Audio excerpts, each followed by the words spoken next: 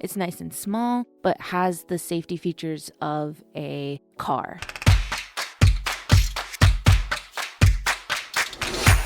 So we're talking about Lit Motors today. Lit Motors is a self-balancing motorcycle. The whole idea is that it's going to be completely encased, and then they're also going to be, instead of a one-seater, it's going to be a two-seater, so it'll act like a motorcycle where you have a passenger on the back of it. They're not yet released. They're still looking for investors, but they are striving for comfort and safety of a car with the romance and efficiency of a motorcycle. So it's going to be small, kind of like a Solo. Their C1 is classified as an AEV, or an auto balanced electric vehicle. So it'll have seatbelts, airbags, it'll be steel and aluminum protection. So like I said, it's kind of like a motorcycle in the sense of like it's nice and small, but has the safety features of a car. They anticipate to expand in 2030, but how that bike is balanced, they use a gyroscope. Oh, okay. Yeah, so you see that black box down at the bottom? Yeah. That's where the gyroscopes sit. And it's got two of them, actually. Which looks like a horizontal spinning weight, basically. Yeah. Circular weight. Yeah. Which makes it very difficult for it to tip over because of that gyroscopic action is going to keep it as flat as possible. Yep. They have even tested it. They've got videos of them like pushing it and pulling it. Somebody using a truck to pull it and try and get it to knock over, but it doesn't fall over. Incredible. Yeah. The estimated speed is about 100 miles per hour. It 100 miles an hour? Yeah, 100 plus miles an hour. That's crazy. Let's go. Seems a little slow to me, but no, you guys are impressed with it. And my bike goes 120, and that's untuned.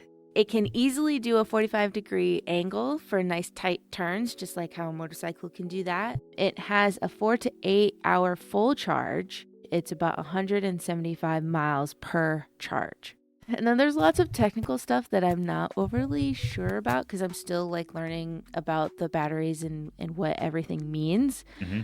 But it says 14 mile per kilowatt hour. Again, I'm not overly sure what that means.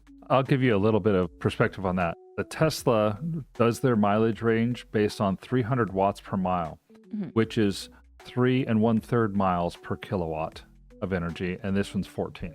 Okay. So this is the nice thing about Lit Motors is that it's supposed to be small enough that you can park pretty much anywhere and multiple in one spot. So when I ride my motorcycle with my friends, we take up one spot, but we have 4 or 5 motorcycles. You know what? It looks like it's got Cybertruck DNA in it. Look at the styling. It does.